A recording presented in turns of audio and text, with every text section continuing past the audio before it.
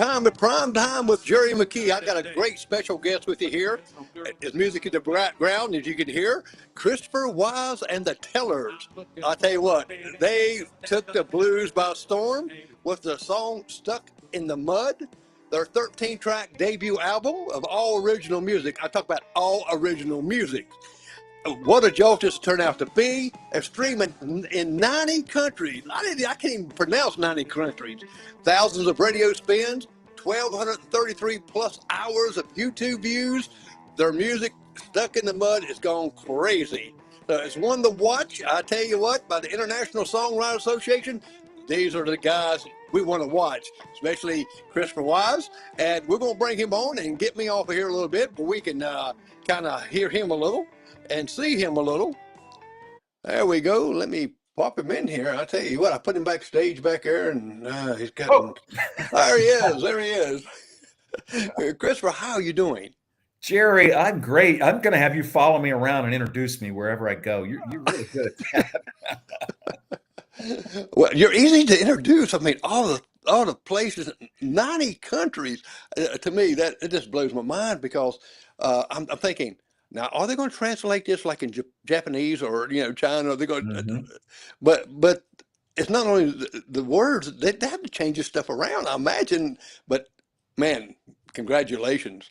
And now you live in Clarksville, Mississippi. Well, people think that, but I don't. I live in central Indiana. I live in Indianapolis. I grew up in southern Indiana and almost into Kentucky.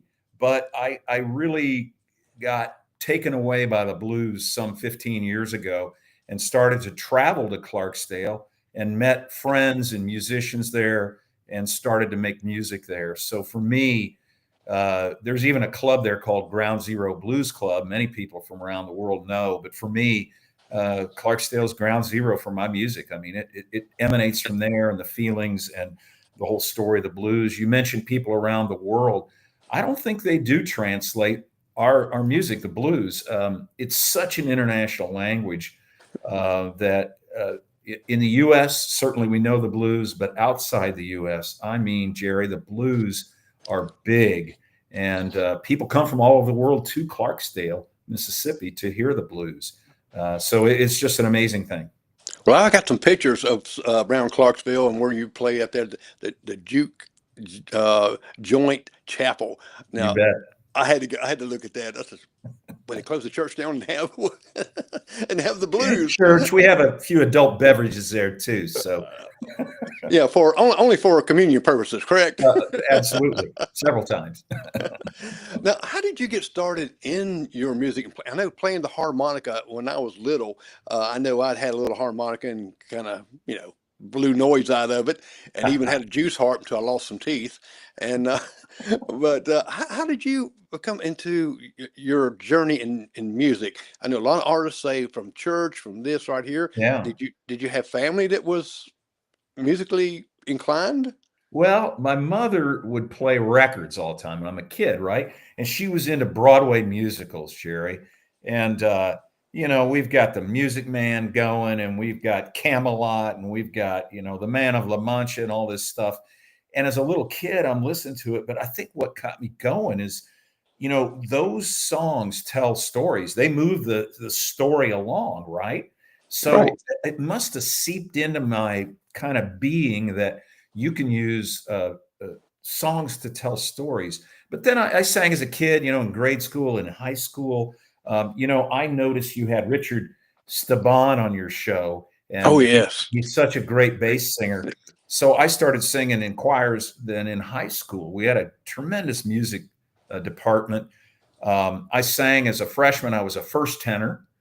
Sophomore, I was a second tenor. Junior, I'm a baritone. And by senior year, I'm a bass. And so I kind of was able to run through the treble clef all the way into the bass clef and kind of learn how music worked just as a singer. And that was a great experience. We had a very accomplished music department. We won medals. We would travel and sing. So it was great. But then, of course, you get busy with life. You get involved in stuff. I actually spent my career as a writer mostly. I'm an advertising guy. I've written books. I got 5 books that I've written. And so I spent decades really being an advertising guy and owning an advertising agency. That's what I did. And then about 20 years ago, I got hooked up with a guy and I sang with him a little bit. He said, "Hey, would you be the front man in our band?" And I joined a cover band. We sang rock and roll, we sang the blues. And that led me to Clarksdale, Mississippi, because I started playing the harmonica in our cover band, our blues cover band. And I thought, I want to get a little better. So there is a, believe it or not, music workshop, week-long camp you can go to Clarksdale, Mississippi, and work on your harmonica, even learn the harmonica. And that's where I went about 15 years ago. And I met who would eventually be my co-writer and producer on that album behind me, Stuck in the Mud, and also there we go, Live in Clarksdale, my 2 albums that are out, by a gentleman by the name of Ralph Carter, who was a rock and roll kind of, he was in the big time. He played music and toured and wrote songs with Eddie Money. Wow. And did that for a number of years. And I met Ralph. He was one of the instructors. He teaches guitar, bass, works in harmonica camps, teaches songwriting. And I met him there about 15 years ago. And some people go to these camps. It's kind of like baseball fantasy camp. You know, you go and you're not really able to play Major League Baseball. But so a few people will go to these camps. They'll buy a harmonica on the way to the camp.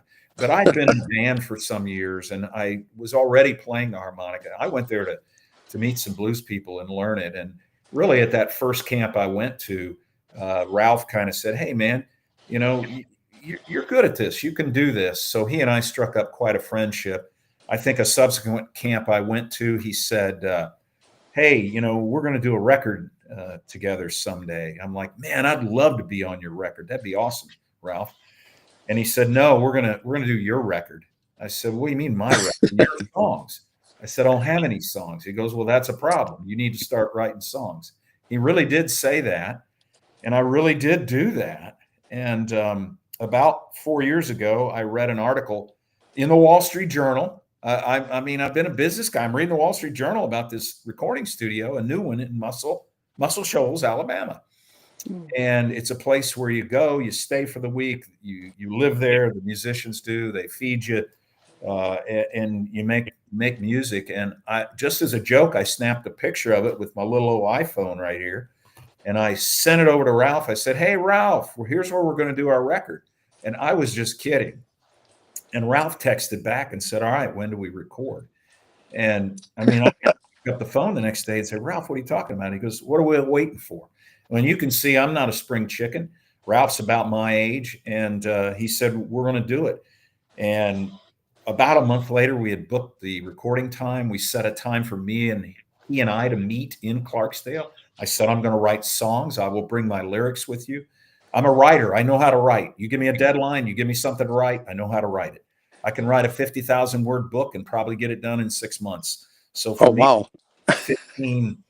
15 songs, and I got 3 months to do it. Of course, I waited till the last minute, but Well, don't we all kind of like procrastinate a little bit? yeah. I can do But I this. showed up in Clarksdale to meet Ralph. We spent 3 days in Clarksdale, right there at the Shack Up Inn where the Juke Joint Chapel is, where we eventually recorded our second album. And we sat at the picnic table, and he had a guitar, and I had my pile of lyrics. And Ralph would say, "Tell me about this song." So, well, this No, is about a guy who does, you know, and I'd tell the story. And then he'd say, "Read me the lyrics." And I would read them, and he could hear in the way I explained my stories, the music. I don't know how. He would get a faraway look in his mind and head, and he'd start playing the guitar. He goes, "What's that sound like?" I'm like, "Wow, that's cool." And I could start singing a few words. And before you knew it, 3 days later, we had 15 songs recorded on our iPhone. Our guitar player who joined us in Muscle Shoals came the last day. His name's Eric Deaton. He's played with the Black Keys and Hank Williams Jr. and Tony Joe White. He's a monster talent. And we walked through some of the songs. And then, you know, about 12 weeks later, we met in Muscle Shoals. now, in playing the harmonica, I know people playing all these other instruments. Do you play any other instruments? I don't. No, I don't. I sing and I play the harmonica. Yeah. Now, the harmonica, do you have notes that you read, or does that just comes from the soul?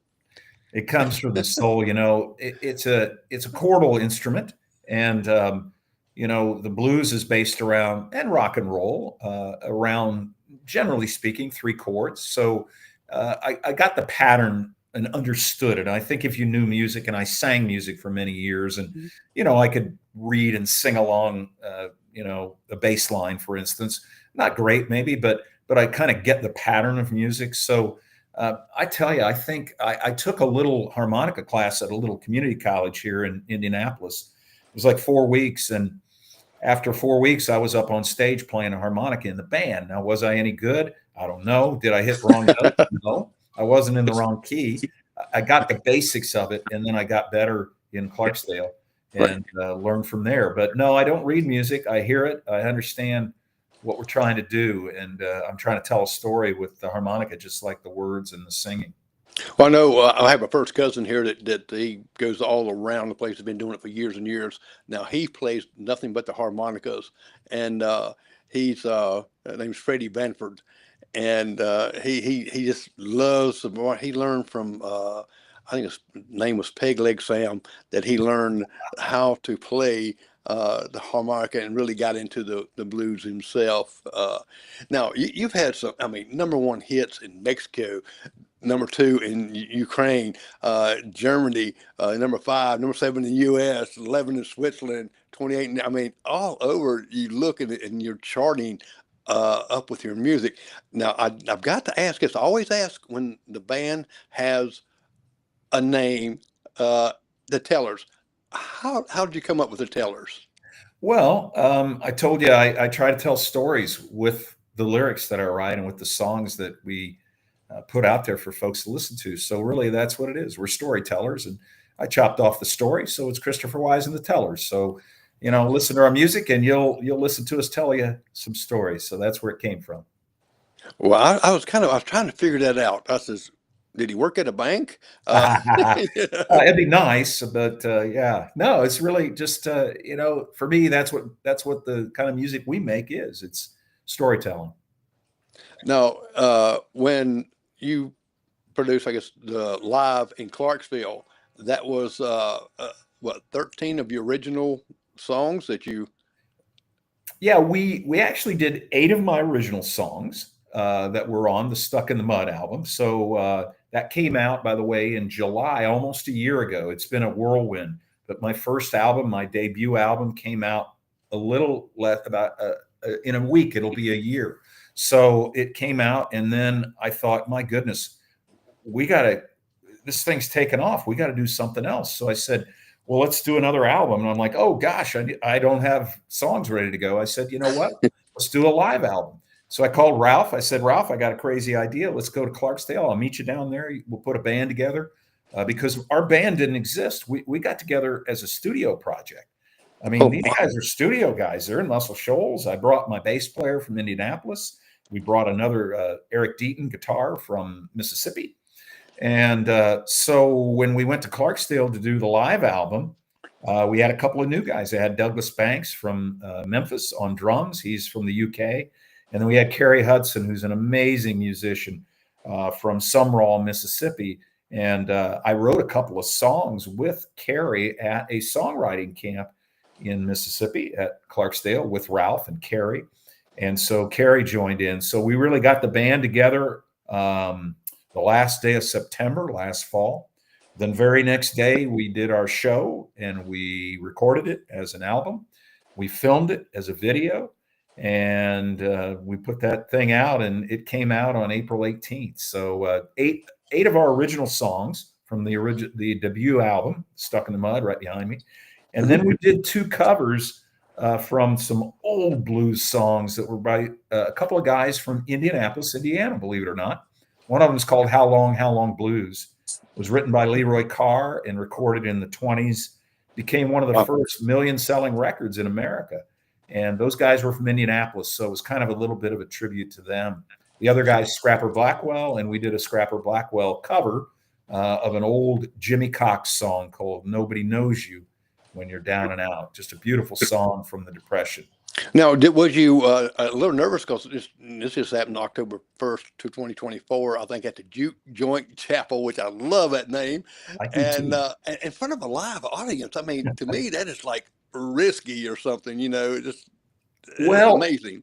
one of the things about kind of my music careers, I keep doing stuff I've never done before. And then after I'm done doing it, I find out how hard it was, but I didn't know it going into it. So that's just like really good. Like we went to Muscle Shoals to make a record, and Ralph didn't really tell me what I was getting into. He just said, "Don't worry about it. Show up. I'll tell you what to do." And the same thing really for our live album. I met, like I say, a couple of guys we hadn't played together. So we met the day before. We ran a rehearsal. I said, "Ralph, I don't know how you run a rehearsal." And he was the musical director for Eddie Money in his band. So he's like, "Don't worry about that. You show up, you be there." I brought my bass player, Jerry Murphy from Indianapolis, and a guitar player, John Boyle the third from Indianapolis, who I've played with in bands before. And we all got together as a band with Mark Yakavone and Douglas Banks on drums, Mark on the keyboards. And the day before, we all met.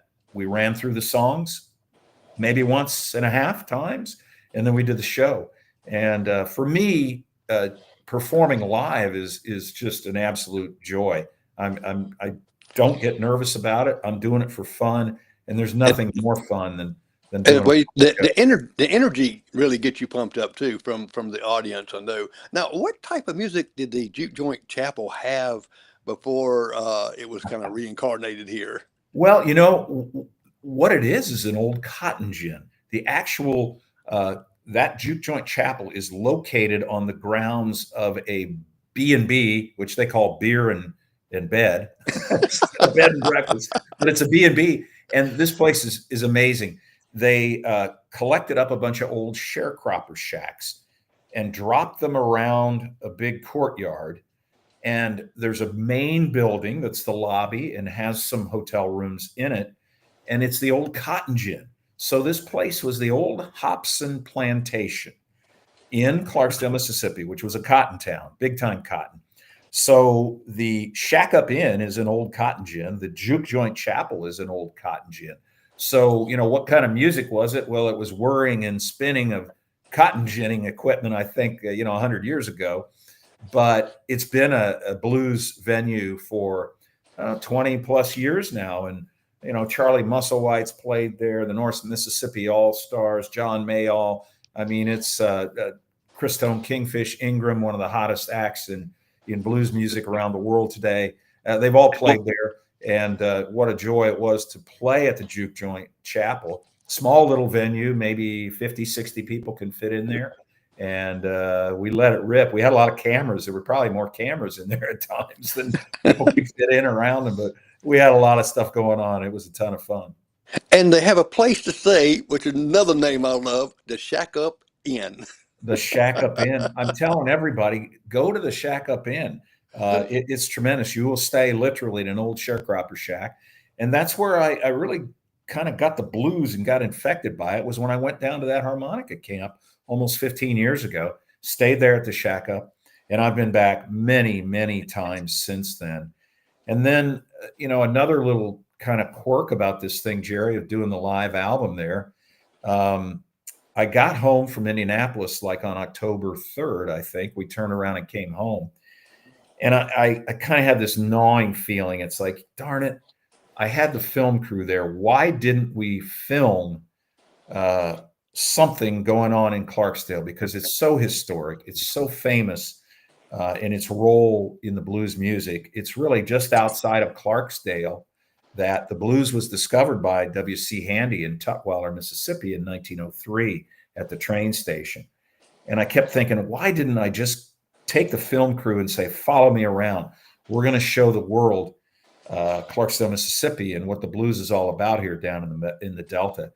And a couple of weeks later, I called the filmmaker, Coop Cooper, who filmed our show, and you've seen some of the videos. Yes. And he filmed Stuck in the Mud, our original Stuck in the Mud video, which has gotten a bunch of great views on YouTube. And I said, Coop, I want to do a documentary film. He said, what do you want to do it about? I said, Clarksdale. I said, I'm not going to write anything. You're going to follow me around, and you and I are going to make this up as we go. And we did. So on December 28th, I got in a car with Jerry Murphy, who's my bass player here, my wingman from Indianapolis, plays in our band. And we went down and started filming that afternoon at the Shack Up Inn and showed people where we did the show. showed them the Shack Up Inn. We went to Tutwiler. We showed people where the blues was discovered by W.C. Handy. That music was played, in the Delta, but America didn't know the music in the early 1900s. And W.C. Handy was a band leader and a good one and a well-known one. And he took that blues music and made it popular in America. And that all happened right outside of Clarksdale there. And then I take a tour through Clarksdale. You and I were talking a little before the show about I went to the world's only harmonica shop, and I had a custom harmonica made for me. You can see that on the video. So we had a ball. So then, okay, I got a video of the show. I've got the album. I've got a documentary film, and we just released the whole dang thing on Big Radio Records as a big Lollapalooza package of a album, a show, and a documentary film. Well, you did a great job on that. You've got that radio voice, and you can make a good announcer. And I was watching the video, and we got part of that video here. You getting your harmonica from Deke, and so we got a little part of that because I wanted to add that to this too because it's just classic. I think it's great. And by the way, I don't know who does your website. I'll tell you what, spot on. It is great. It has everything in it, and it's organized.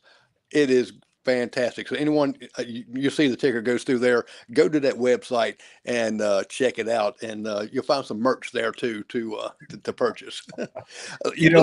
I got to say this, Jerry, the guy who does that, well, he's tough to work with. He's got a bit of an attitude. That's me. I actually do the thing. I do the whole thing. I write it. I design it. See, I'm an advertising guy. So that's right up my alley. And I've had so much fun doing that website. And, I go to artists' websites and I'm like, man, why didn't they put this there? And why didn't they put that there? Well, now I got my own and I can put all of that stuff there. And I'm just tickled that you found some stuff in there you liked. Well, I'm a graphics artist also. I used to do that that's for years great. and doing it in advertisement. I did a lot of logos and things, and I noticed little stuff, and I look, and I've looked at a lot of websites, and when I come on yours like that, I said, wow, let's go here and look at this right here. Then I want somebody to go here to look at this right here, and so I got to know your band, I got to know some of the singers, and you do a fantastic job at that, and it really gets out the message. Let's take a look at some pictures.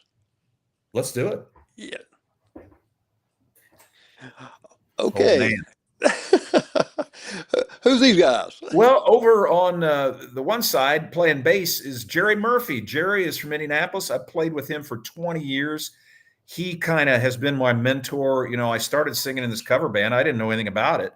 I'm like, hey, man, help me. And he did. He helped me a lot. He wrote two of the songs on our record. He wrote Back to Clarksdale, which became a #1 single on the Roots Music Report Blues single charts in the U.S. last year. So Jerry and I wrote that. And he and I also wrote Hard Work Don't Pay, which I'm telling you, it don't pay. And then there's Kerry Hudson, who's a great musician. He was in a band called Blue Mountain, a great Americana band that people love. He's down in Sumrall, Mississippi. There he is playing that beautiful, beautiful guitar. He's a great slide player. He and I wrote 2 songs on the record. We wrote Stuck in the Mud and Soul on the Road. So that's Kerry Hudson there playing the guitar. And we're on the stage there at the Juke Joint Chapel. And man, it's a feast for the eyes. There's a bunch of stuff there you can look at. Well, even looking at that right there, I want to go there. I'll meet you there. Okay, that's John Boyle playing the guitar. So on my first record, Kerry Hudson played guitar along with Eric Deaton, who I mentioned was, and then on our live album, there's John Boyle III there on the one side playing guitar. And I played with John in many, many bands over there, a couple of different bands, but many shows over the year. John's an extremely talented guy. He also records and plays as John Boyle. And there's Jerry Murphy on the other side there. Jerry just following me and you around, Jerry. Exactly. You just can't get away from that name. I can't. He's a great dude. Oh, man, there's the Brain Trust. I'm talking about those 2 guys on the other side, not me. But that's Ralph Carter there standing sideways in the checkered shirt. Ralph, my producer, dear friend, mentor, convinced me to write music, convinced me to record music. And that's Kerry Hudson. Now, that's the Shack Up Inn. And that building there is a hotel room, sir. You can spend the night there. And it's an incredible experience. So we recorded 3 songs from our original album there at the Shack Up Inn, and we recorded the entire live album there at the Shack Up Inn. So that's in the grounds of the Shack Up Inn there. That's Kerry Hudson, Ralph Carter, and me there having a chat. You know what would be great? Listen to the blues and then go spend the night in the shack. Oh, that would be great. It's the best. It's just the best. Oh my. There is the let's see, the Dutch songstress Irene Smits. This is her on stage singing backup vocals on Stuck in the Mud. That's me over there going, "What'd you say, Irene?" And there's Jerry behind me. There's John Boyle in the background. But Irene, I met in Clarksdale, Mississippi, I don't know, 8 or 9 years ago. She and her husband traveled there from the Netherlands. They're musicians. And like I met them there, and I'm like, "What are you doing here?" They're like, "What do you mean? What are we doing here? We came here to be a part of the blues." I'm like, "What?" They came there and just showed up and didn't have a car, didn't have a job, didn't have anything. They just wanted to be in the blues and be a part of it. And they stayed there for a couple of months. Well, I hung with them for a week or so, and we played music and sat out on the porch there at the Shack Up Inn, and I played harmonica and Tom played guitar and Irene and I sang, had a great time. So we go down for our live show and recording on October 1st. And I'm Facebook friends with them. They're back in the Netherlands. And wow. I remember them saying, "Hey, we're going to come to the U.S. sometime in 2024. Well, just out of the blue, I sent them a note like the day before. And I said, "Hey, you mentioned you're going to be in the U.S. I'm actually in Clarksdale." And I get back here from Irene, "We're in Clarksdale." I said, "You're kidding me." And she said, "Yeah, Tom and I have a show tomorrow night." And I'm like, "Well, we're rehearsing today. Would you be willing to sing and be on my album?" So she buzzed over to the Shack Up Inn. We ran through the rehearsal, and there she is the next day on stage with me and the Tellers, singing backup vocals and lighting up the stage for Stuck in the Mud. And she even had a show that night. So she did this cameo, one song with us, and then she performed that night at Hambones, which is a venue in Clarksdale. Well, that's great stories here. And this is even more where you can see the Juke Joint Chapel, right? Yeah, and there's Coop Cooper, the guy who's got his backside facing the camera. I must have shot that. But Coop filmed our original Stuck in the Mud video, also Hard Work Don't Pay, and Soul on the Road. So we did 3 videos, and he was filming that. And you can see he's zooming in on Kerry Hudson playing this slide guitar there. And there's some of the riff-raff and bric-a-brac and you name it that's on the stage there at the Shack Up Inn in the Juke Joint Chapel. Well, there's yours truly. There we are playing the show, the Live in Clarksdale show. That's me. There's Mark Yakavone. I haven't talked about Mark yet. He's on the keyboards. Behind him is John Boyle. And there you see on the drums is Douglas Banks. You got Jerry Murphy back there, and bless his heart, there's Ralph Carter playing some percussion and singing backup vocals on stage. And one thing I want to say about Mark Yakavone is just how talented he is as a keyboard player.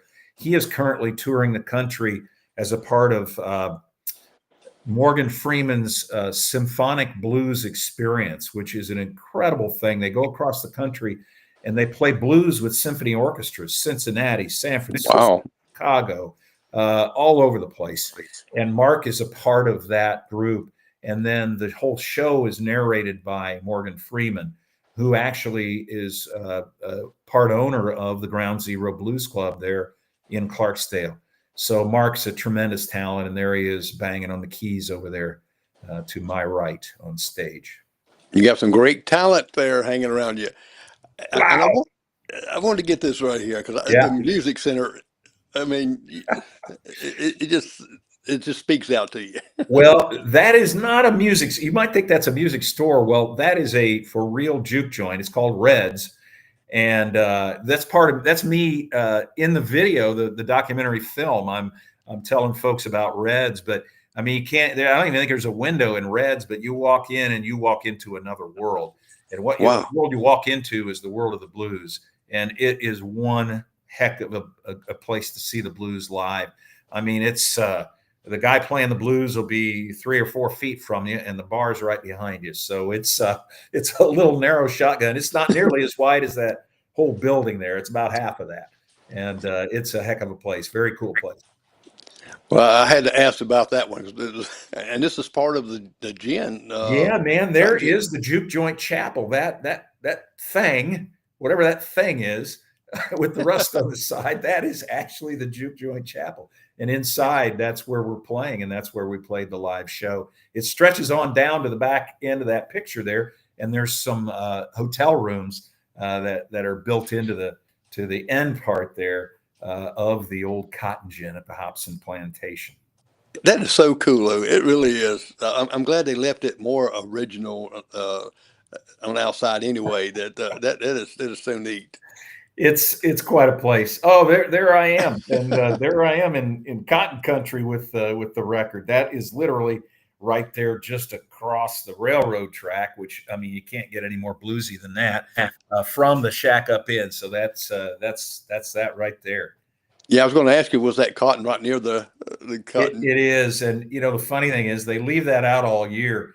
I'm like, well, you ought to harvest that. They're like, people want to do pictures. I'm like, oh, I need to go get one. So they're pretty good at doing a little marketing and advertising too. No, it's great. It's a beautiful place. Ah, look at that. Stuck in the mud. That's the cover there. And that's me there leaning on the shovel. I'm a good shovel leaner. And, Did you work for the city? Well, I think I'm qualified there, as you can see. But, it's funny. I had a good friend, Coldo Barrasso. He's from Spain. He did that illustration. You're talking about the graphic arts. And, yes. And that type there, that's all hand lettered. Coldo is a beautiful hand lettering artist, and he did the illustration as well. So I get home from somewhere, and I'm like telling my wife, hey, I want you to shoot a picture of me, and I'm going to send it over to Coldo, and he's going to use it as reference to do this illustration. So I said, follow me. We'll go in the basement. We'll just shoot some snaps here. I'll send them over to Coldo. And she shoots about 2 or 3. She goes, okay, here you go. I said, no. We got to get the right expression and the right thing. We shot 3,000. I counted 3,000 still shots. Wow. And I finally got one where I thought I don't look too much like a dork, and I liked the expression. So that was number probably, I'm sure, 3,000 out of the 3,000 we shot. And I said, was your wife about ready to throw you out the door there? I mean, $29.99. Yeah, she. I've worked in advertising, and you're a graphic designer. I mean, graphic design guys don't just know what to draw; they need a little reference art. So I'm like, exactly. Hey, we need to give him the exact pose that we want. And so she got a little taste of what my career was like for 35 years of making advertising art and things like that, it was fun. I had to tell Coldo, he originally did that drawing, and he's out in Omaha, Nebraska, and he's from Spain originally, and he kept putting hills and mountains in the background, and I kept flattening them. And I'm like, and he just won't flatten them out. I'm like, Coldo, take a ruler and draw a line. That is the Mississippi Delta. And I think he still thinks I'm lying to him, but that is exactly what it looks like. It does, yes. There is no slope. Hey, look, there's the band. That is after we recorded 3 songs from our original album. And Ralph Carter on the left, there's Levi, who's our engineer. There's Jerry Murphy, Kerry Hudson, myself, and Douglas Banks, the drummer. We're standing right in front of the stage there at the Juke Joint Chapel at the Shack Up Inn. That looked like it'd be a good. That picture looked like it'd be a good album cover. Oh, that's a good one. You're right. Maybe we need to make another record. And I had to put this sign on there. I love this. Well, you're going to enjoy going there too, Jerry. So there you go. Oh, it says "Gentlemen, welcome." I wasn't able to get in, but no, we hang out there. It's a lot of fun. Hey, if you take life seriously, the Shack Up Inn is no place for you to go. It's just a barrel of laughs. It's a lot of fun. Yeah, I like liquor and ladies 24/7. They know how to get guys in there, don't they? Oh, really? Oh yeah, that just thought I was going to take you down memory lane there a little bit, and it was fun. I need to go back real soon. I'm going to have to go there because after looking at all the pictures and the fun you had there, I said, "What? This would just be such a wonderful place to go, and spend a little bit of time right there." Yeah, Uh, if you don't mind, I want to show a little video that you narrate here with, and it's going to sure. start out, of course, with Deke playing his harmonica here, and I wanted to uh, get this. Let me make sure I get the right one here. Um, there we go. Sometimes my little. There we go. Hey, Mr. Advertising Man, I bought your cigarettes. Try to pack, smoked a few. Ain't quit 'em yet, I got the blues. Got them money spent blues. Buy everything you want to sell me, from my head down to my shoes. Now give me 15 minutes, baby, then you'll have my full attention.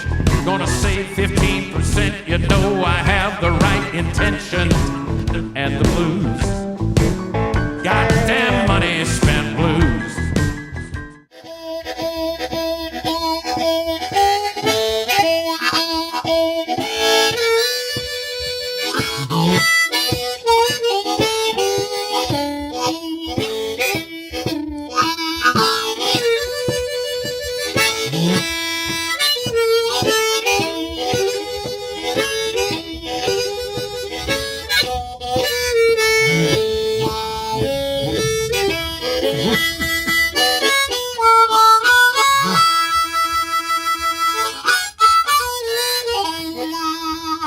That's the Delta Deluxe. Deke, I can't thank you enough. It's fun to be here in Clarksdale with you.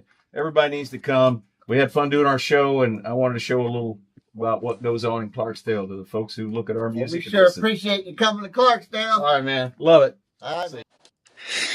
Oh, that was great. Yeah, so Deke has a harmonica shop. I mean, it is cool. So we just strolled in, and as I told you, I said, "Hey, Coop, follow me. We're going to make a film." And I walked in, and we just kind of ad lib, and I was like, "Hey, Deke, I need a harp." And he's like, "All right, I'll make you one." And off we went. And Deke is what's called a harmonica customizer. So he'll take stock harmonicas and make them into race cars, kind of a thing. So he takes them apart. He works his magic on the reeds. He flattens them out. He does all his special sauce. And that's what he did. Now, Deke was actually playing one of his harmonicas at the end, because sometimes people say, "Ooh, he was playing your harmonica there. Do you stick that in the old?" Usually harp players don't share harps too much. So, but that was one of Deke's that he made. And I am the proud owner of a Deke harp harmonica now. I actually have a couple of them I keep in my kit. And we had a ball going to see him. We got the whole thing on the video, so you can watch the whole thing. Yeah, it's fun. Yeah, and and when he was talking, like, of course, when you went into singing, advertising man, now I know. Well, that was my song, Money Spent Blues. And that's actually the first song I ever wrote. And I probably wrote it about, 15 years ago. And I'd forgotten about it. I didn't remember that I'd written it until we were in Muscle Shoals. And we were recording, and I think one of the last days we were there, Ralph Carter came downstairs. We stayed in the home there. It's a recording studio home. You sleep there. And he came down for breakfast, and he just looked like he'd seen a ghost. I said, "Ralph, you doing all right?" He goes, "Well, I need to talk to you." I'm like, "Oh, is everything okay at home?" He goes, "Oh, yeah." He said, "Hey, that song we did yesterday, I don't think it's working. I don't even remember what the song was." I said, "Yeah, I kind of feel the same way." He goes, "Look, we got the band here.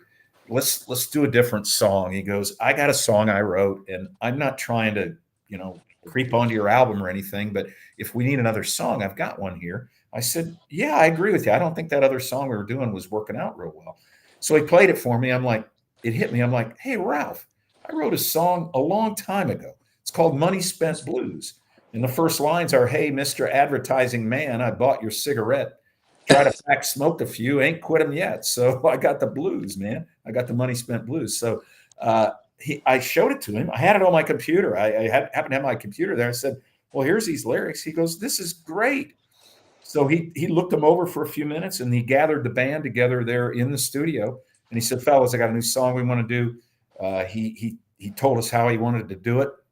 He put his own spin and magic on it, and it's been one of the it's gotten a lot of play. It's one of the songs on the album that's quite surprising how popular it's been, because it was really just a last minute thing that we threw together, and we had a ball doing it, man. So I tell you what, it looks like you're having a great time anyway with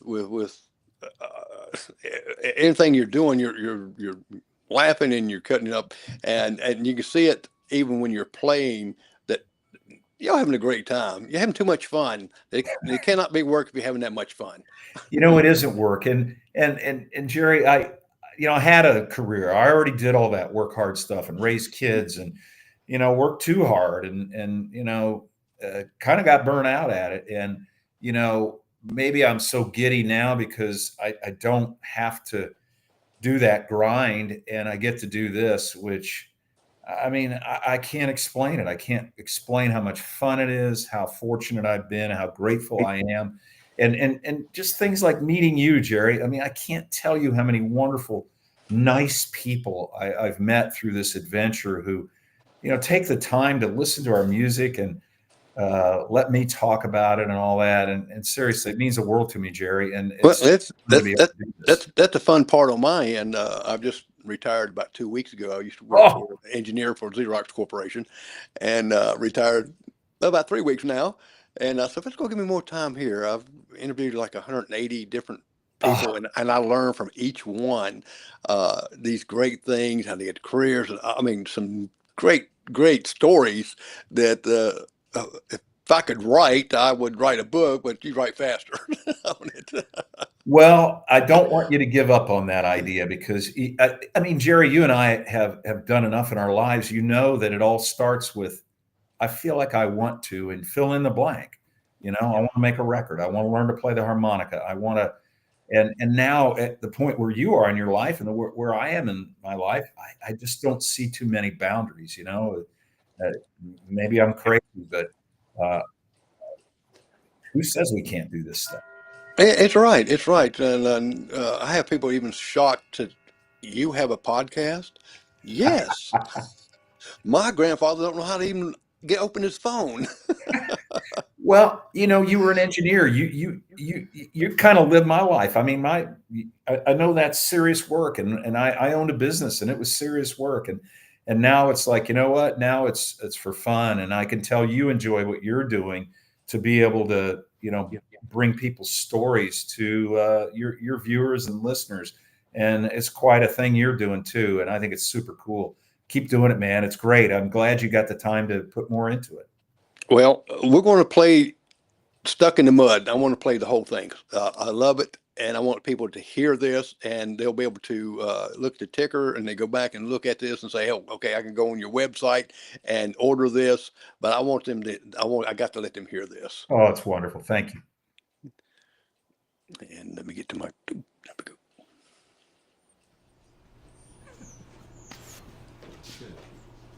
I'm rolling. I'm rolling. I'm doing it. So I'm down here. I'm going first.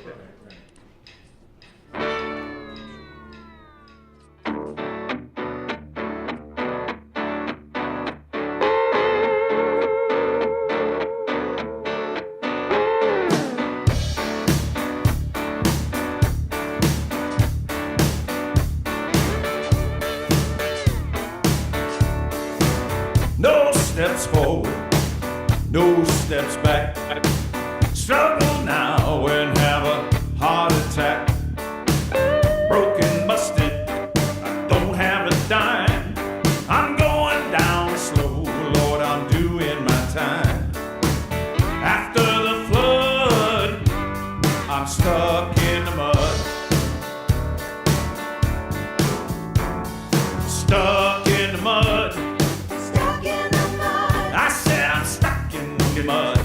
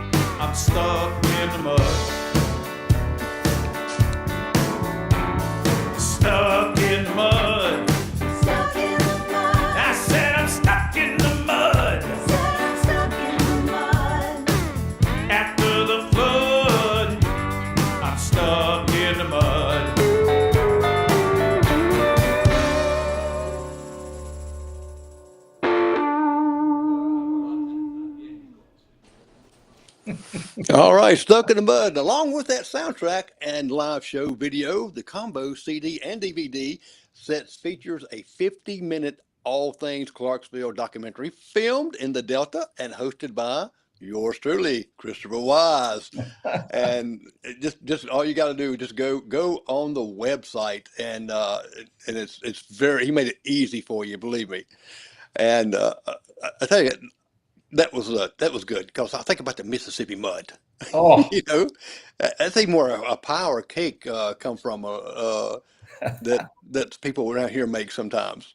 The Mississippi mud cake. oh yeah. You know that song. So Carrie is playing guitar there. That's his dog Coco. I mean, we literally recorded that. I mean, Coco was there for the recording session.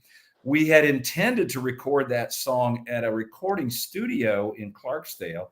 I was on my way down from Indianapolis to meet Carrie from Mississippi and Doug from Memphis and do that song. And on the way down, the studio owner called me and said, I got COVID. You guys can't come tomorrow. And it was like, oh my goodness, all heck broke loose. So what we did was I contacted the Shack Up Inn. I knew they had recording equipment there in the Juke Joint Chapel. I was planning on filming it as well. So I said, hey, Coop Cooper, my filmmaker from Clarksdale, plan B, man, we got to record and you got to film at the Shack Up Inn there. So we just made that up, and Coop followed me and Carrie around with the camera, and we found tractors and cotton fields and mud, and we did that. And Carrie and I wrote that song. And in fact, Jerry, I told you that we were in Muscle Shoals. We had a song that we were trying to get done, and it just wasn't working. I think it was Stuck in the Mud. And then a few months later, I was in Mississippi at a songwriting camp, and Carrie was there as one of the teachers. And I asked him if he would help me with that song. And so together, he and I kind of remade that song into the Stuck in the Mud that you just heard. And he helped me so much make that song work. I had too many words. The chorus wasn't quite right. And we sat on the same picnic table. I think Ralph and I wrote 8 songs or so at, and remade that into that song right there. And it was such a joy to have him play. He's such a talented guitar player, man. Oh, I love watching him play. That was fun. Well, our time is running up, and I tell you what, it's been this has been fun. This is one of my best. Okay, I got one more thing for you, Jerry. Yes, go ahead. We just found out, and I don't even know if you know this, but we got nominated for the Best New Artist Debut Album from Blues Blast magazine, their music awards. We just, it started today. The voting started today. And if you go to bluesblastmagazine.com, if people want to listen and vote for all the acts, there's 23 different categories. I mean, we're just fortunate to be in that new artist thing, but bluesblastmagazine.com, I had to throw that in there, but that's just another fun thing that's come down the pike here. Well, congratulations on being nominated. I can see why you're nominated. I mean, you're great. I'm going to follow you and just to see where this goes from here. I know this guys, you guys are great, and I appreciate you coming on my show and sharing with my audience and stuff. Your career moves, and like I said, somebody can be working 9 to 5, and next thing you know, you're like yourself out having fun singing the blues. I'm having fun. Great to see you having fun too. I love what you're doing too, Jerry. Thank you so much for having me. Well, you're welcome, and just hang on just a second. I'll put you backstage again, and I'll come back right to you here a second, okay? Real good. All right, you've been listening to a great artist here in the band, Christopher Wise and the Tellers, and now we understand what the Tellers are now. And I tell you what, I want you to be sure to follow, look at the ticker down below, and go to his website and find out some great things. Well, I'm Jerry McKee, and I'm glad that you got to come with us today on this adventure, and hopefully you'll make it to Clarksdale. And I tell you what, I want to go there. It's already got me convinced I want to go there. I'm Jerry McKee, and have a great, great week. We'll see you next Monday.